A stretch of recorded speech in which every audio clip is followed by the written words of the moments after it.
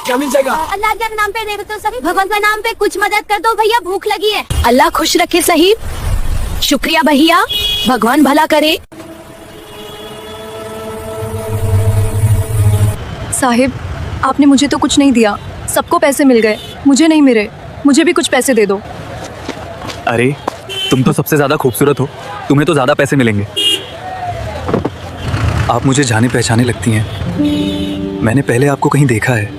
साहिब, मैं इधर उधर भीख मांगती रहती हूँ चौक चौराहों पर, आपने शायद कहीं देखा होगा। साहिब, अब मुझे कुछ पैसे दे दो, मैंने 2 दिन से खाना नहीं खाया, जोर की भूख लगी है। चलो मेरे साथ मेरे घर, तुम्हें खाना भी खिलाऊंगा और पैसे भी दूंगा। साहिब, वहाँ जाके आप मेरे साथ कुछ करोगे तो नहीं? खाने और पैसों के बदले में तुम्हें मुझे कुछ देना तो पड़ेगा। गाड़ी में बैठो।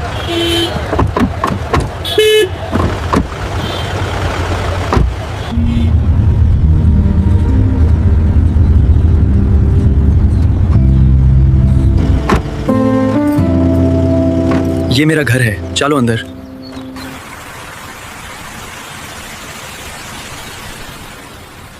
आओ यहाँ सोफा पर बैठ जाओ। आप यहाँ बैठिए, मैं आपके लिए खाना लेकर आता हूँ।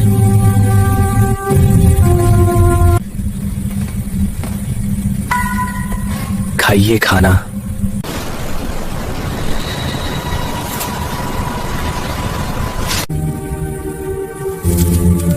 ये पैसे उठा लो, ये तुम्हारे हैं। खाना खा लिया? अब चलो कमरे में, जिस काम के लिए आपको लाया था अब वो करें।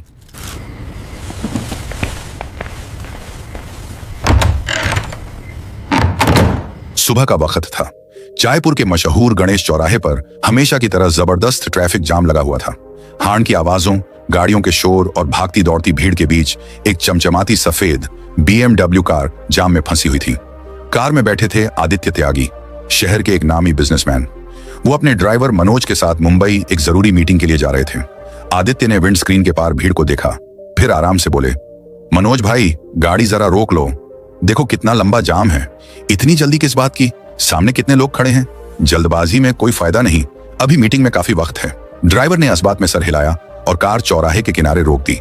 आदित्य की नजरें जैसे ही सड़क के एक कोने पर गईं, तो उन्होंने देखा चंद औरतें फटे पुराने कपड़ों में, चेहरों पर मिट्टी और थकन ली खड़ी थीं।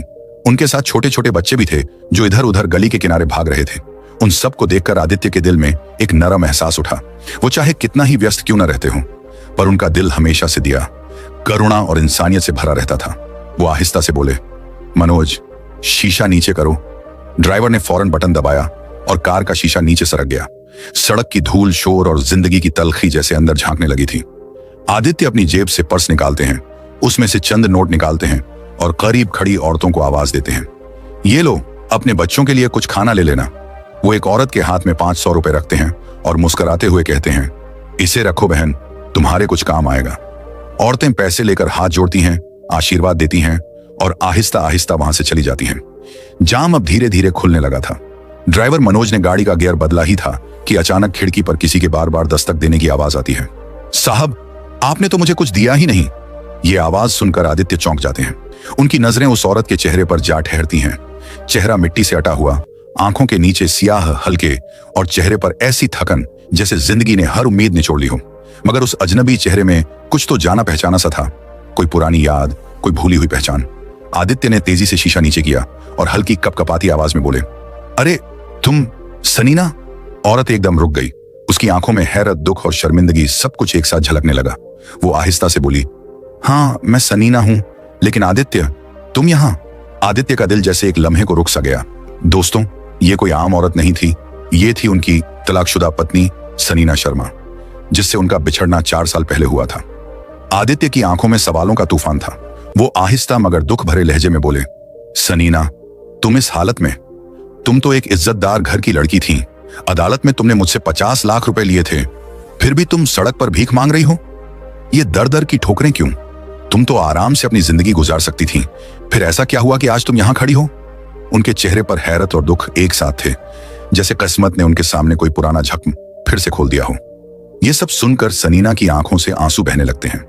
वो लरजती हुई आवाज में बोली, आदित्य मुझे थोड़ा सा वक्त दो, मैं तुम्हें सब कुछ बताऊंगी। आदित्य ने गहरी सांस ली और नरमी से कहा, ठीक है सनीना, ऐसा करो, तुम गाड़ी में आ जाओ, पीछे वाली सीट पर बैठ जाओ। फिर उन्होंने अपने ड्राइवर मनोज से कहा, मनोज पीछे का दरवाजा खोल दो। ड्राइवर ने फौरन दरवाजा खोला और सनीना आहिस्ता से कार में बैठ गई। लेकिन जैसे ही वो BMW की पिछली सीट पर बैठी, आसपास खड़े लोगों की नजरें फौरन उधर उठ गईं। चौराहे के पास खड़े दुकानदार, रिक्शा वाले और राहगीर सब हैरानी से देखने लगे। कुछ लोग आहिस्ता आहिस्ता करीब आने लगे। अरे ये क्या हो रहा है? इतना अमीर आदमी किसी भिखारी औरत को गाड़ी में क्यों बिठा रहा है? कहीं उसके इरादे गलत तो नहीं? देखते ही देखते गणेश चौराहे पर छोटी सी भीड़ जमा हो गई। लोग कानाफूसी करने लगे, उंगलियां उठने लगी, चहमेघोयान होने लगी। इसी दौरान वो औरतें भी आ गईं जो अभी कुछ देर पहले सनीना के साथ भीख मांग रही थी। उन्होंने सनीना से पूछा, तुम इस आदमी के साथ कहां जा रही हो? क्या उसने तुम्हें जबरदस्ती बिठाया है? आदित्य की पेशानी पर पसीना आ गया। वो खामोश रहे। उनके लिए ये मंजर शर्मिंदगी भरा था। वो बस इतना चाहते थे कि सनीना को इज्जत से बात करने का मौका मिले, मगर लोगों के सवालात बढ़ते जा रहे थे। तभी सनीना ने हिम्मत जमा की, आंखों से आंसू पोंछे और बुलंद आवाज में बोली, ये मेरे तलाकशुदा पति आदित्य त्यागी हैं। मैं अपनी मर्जी से इनके साथ जा रही हूं। ये मेरे साथ कोई जबरदस्ती नहीं कर रहे हैं। भीड़ एक लम्हे के लिए खामोश हो गई। लोग एक दूसरे का मुंह देखने लगे। कुछ ने कहा, अच्छा ये तो इसका शौहर निकला, जबकि कुछ अब भी शक के लहजे में बड़बड़ाते रहे। फिर भी एक इतना बड़ा आदमी किसी भिखारी औरत को कार में क्यों ले जा रहा है? कुछ तो बात जरूर है। आदित्य ने सर झुकाया। वो कुछ नहीं बोले, बस इतना सोच रहे थे कि इंसान की नीयत से ज्यादा दुनिया हमेशा उसके अमल पर शक क्यों करती है। आदित्य ये सब सुनकर गुस्से में तो आते हैं, मगर खुद पर काबू रखते हैं। वो जानते थे कि अगर उन्होंने इस भीड़ से कुछ कहा तो बात और बढ़ जाएगी, इसलिए खामोशी से बोले, सनीना चलो यहां से निकलते हैं।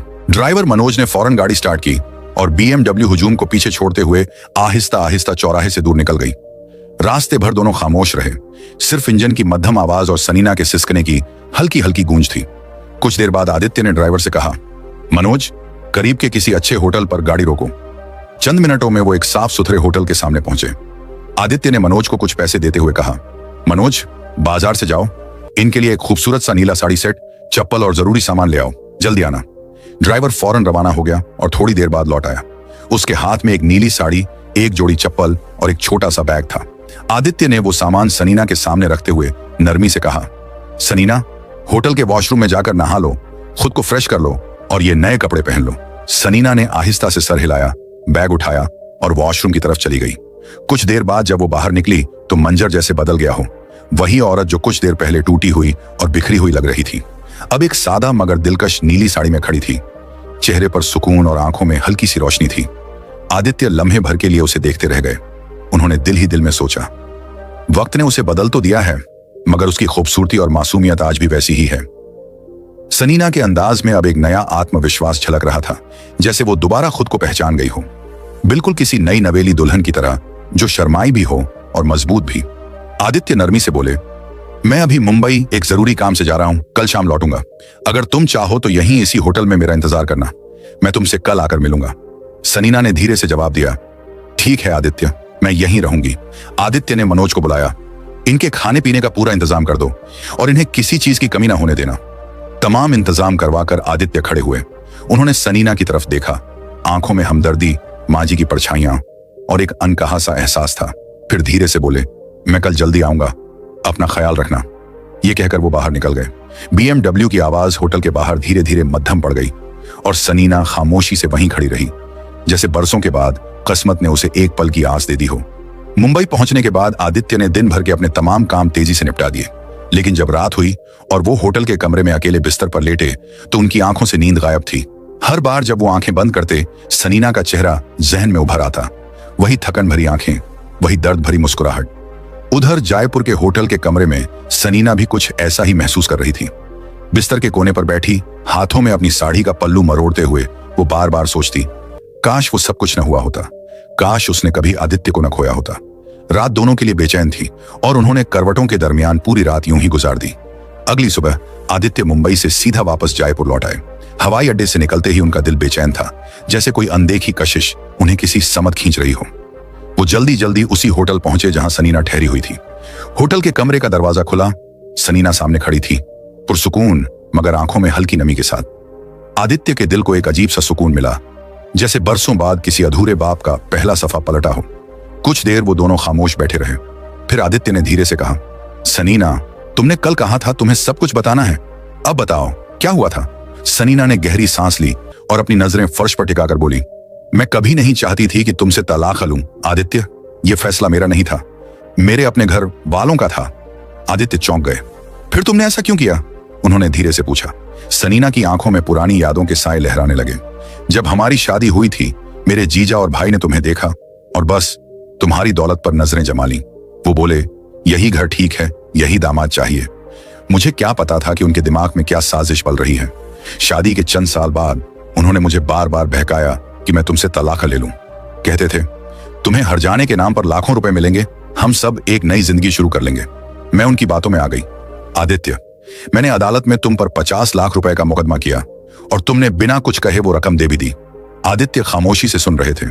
सनीना के लफ्जों के साथ साथ उनके चेहरे पर नदामत, पछतावा और टूटे एतबार की लकीरें गहरी होती जा रही थी। वो बोली, तलाक के बाद आदित्य, मेरे भाई और जीजा ने मुझसे सारे 50 लाख छीन लिए। एक लम्हे के लिए भी नहीं सोचा कि मैं कहां जाऊंगी, कैसे जीऊंगी। मेरे लिए वो पैसे नहीं, तुम्हारा भरोसा सब कुछ था और मैंने वहीं घुमा दिया। सनीना की आवाज भर्रा गई।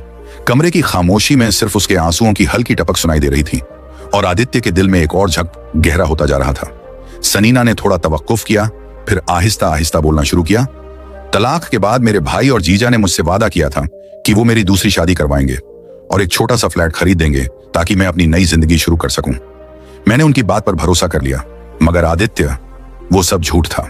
धीरे धीरे सारे पैसे खत्म हो गए। मेरे जीजा ने वो रकम अपने बिजनेस में लगा दी और मेरे भाई ने अपनी शादी के लिए खर्च कर दी।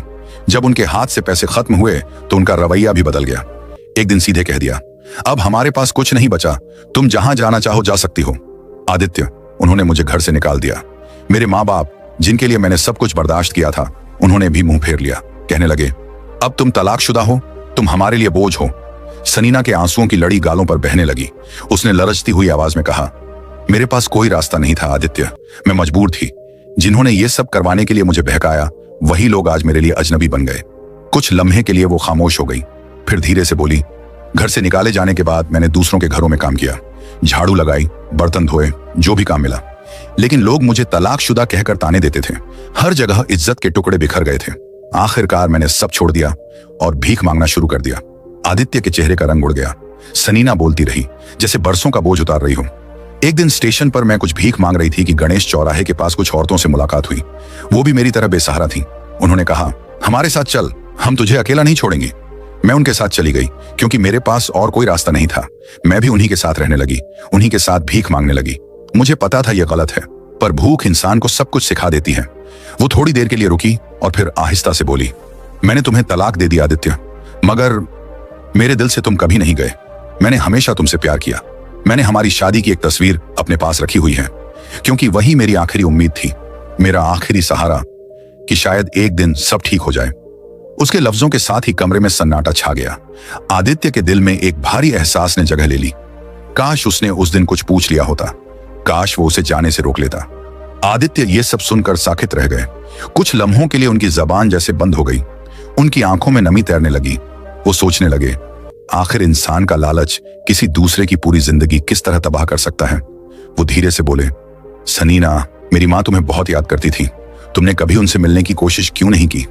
सनीना ने अपने आंसू पोंछते हुए कहा, आदित्य, मुझे बहुत शर्मिंदगी महसूस होती थी। मैं कैसे उनके सामने जाती? मैंने तुम्हारे साथ गलत किया था।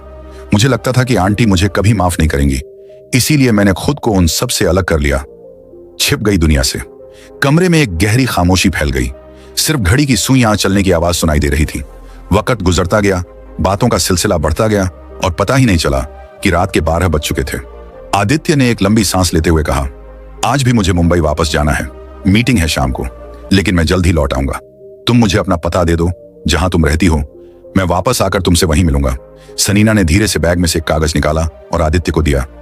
ये मेरा पता है, एक छोटा सा किराए का कमरा है, पर मेरे लिए वही मेरी पनाहगाह है। आदित्य ने सर हिलाया, ठीक है, मैं जल्द वापस आऊंगा। अगले दिन आदित्य मुंबई पहुंच गए। उन्होंने दिन भर की मीटिंग निपटाई, लेकिन रात को फिर वही कैफियत। नींद उनसे कोसों दूर थी। हर लम्हा जहन में सनीना की आंखों की नमी, उसके लरजते हुए अल्फाज और उसकी सच्चाई गूंज रही थी।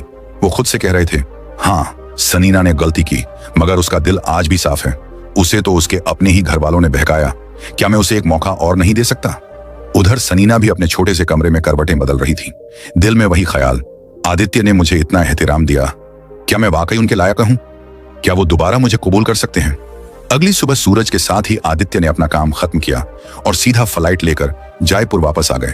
हवाई अड्डे से निकलते ही वो सीधा सनीना के बताए हुए पते पर पहुंचे। दरवाजा बंद था। पड़ोसी ने बताया, वो तो सुबह ही निकल गई हैं, शायद गणेश चौराहे पर गई हों, जहां वो रोज आती हैं।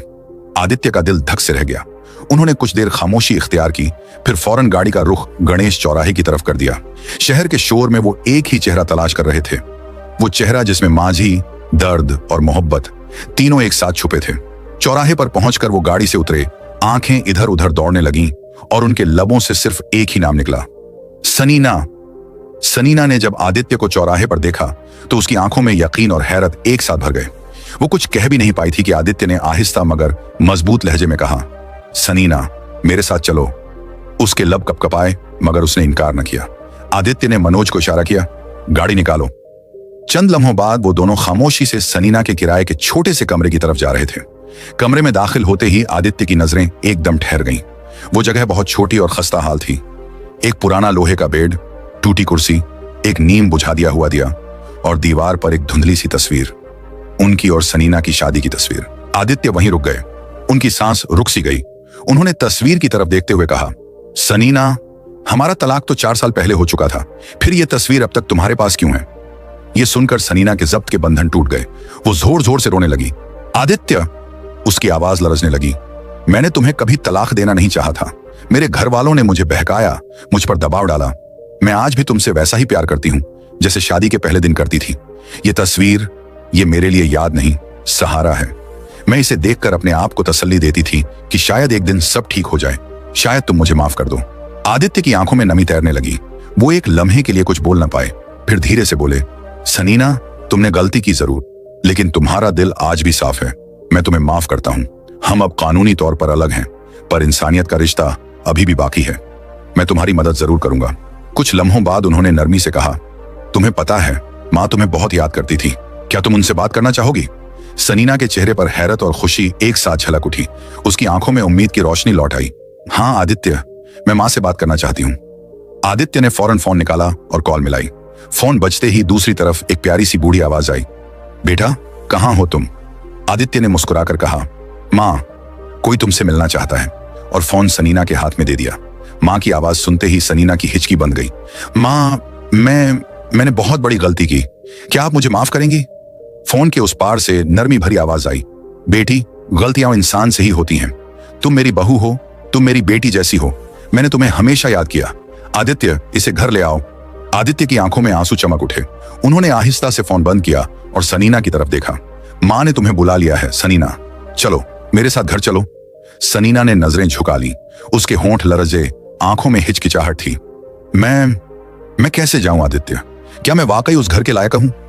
आदित्य ने उसके करीब आकर नरमी से कहा, हाँ सनीना, तुम्हारा वो घर आज भी तुम्हारा इंतजार कर रहा है। चलो देर न करो, सब कुछ ठीक करने का वक्त आ गया है।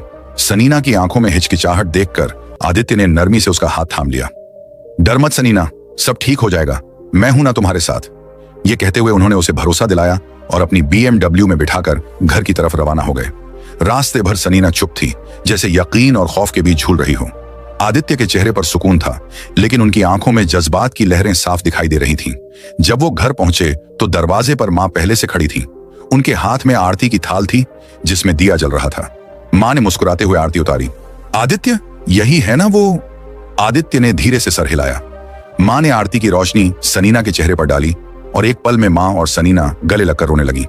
बेटी, तुम वापस आ गई, अब सब ठीक हो जाएगा। माँ ने उसका माथा चूमा। उनकी आवाज में माँ का प्यार और बरसों का इंतजार दोनों शामिल थे। आदित्य एक तरफ खड़े सब देख रहे थे। चंद लम्हों बाद उन्होंने आहिस्ता से कहा, माँ, इसने मुझसे 50 लाख लिए थे, क्या इसे दोबारा अपनाना सही है? माँ ने मुस्कुराकर कहा, बेटा, अगर सुबह का भूला शाम को घर लौट आए तो उसे भूला नहीं कहते। गलतियां इंसान से ही होती हैं। अगर वो पछता रही है तो उसे माफ कर दो। रिश्ते पैसे से नहीं, दिल से बनते हैं। आदित्य ने माँ के अल्फाज सुने, फिर सनीना की तरफ देखा। वो सर झुकाए, आंखों में आंसू लिए खड़ी थी। उन्होंने आहिस्ता से कहा, सनीना, मैं तुम्हें माफ करता हूं और अब तुम मेरे बिजनेस में काम करोगी ताकि तुम अपने पैरों पर खड़ी हो सको, खुद पर फख्र कर सको। सनीना की आंखों में आंसू चमक उठे। मैं वादा करती हूं आदित्य, इस बार सब कुछ सच्चाई और विश्वास के साथ होगा। वक्त गुजरता गया और सनीना ने आहिस्ता आहिस्ता अपने आत्मविश्वास को फिर से हासिल कर लिया। वो आदित्य के बिजनेस में मेहनत से काम करने लगी और उन दोनों के दरमियान फिर से वही प्यार, वही भरोसा लौट आया जिसने कभी उनके रिश्ते को जन्म दिया था। दोस्तों, ये कहानी हमें यही सिखाती है कि रिश्तों की कीमत पैसे से नहीं बल्कि विश्वास और प्यार से होती है। सनीना के घर वालों का लालच उसे सड़क पर ले आया, लेकिन आदित्य की इंसानियत, माफी और मोहब्बत ने उसे फिर से एक नई जिंदगी दी। लालच इंसान को बर्बाद कर देता है, मगर इंसानियत और माफी टूटे रिश्तों को जोड़ देती है। इंसान की इज्जत उसके हालात से नहीं बल्कि उसके दिल से पहचानी जाती है। आदित्य ने सनीना को सड़क पर भीख मांगते देखा, लेकिन उसके मांझी नहीं बल्कि उसकी इंसानियत को पहचाना। तो दोस्तों, अगर आपको यह कहानी पसंद आई हो तो हमें बताइए कि आप दुनिया के किस कोने से ये सुन रहे हैं। आपके कमेंट्स हमें नई कहानियां लिखने की प्रेरणा देते हैं। फिर मिलते हैं एक और दिल छू लेने वाली कहानी के साथ। तब तक के लिए अल्लाह हाफिज।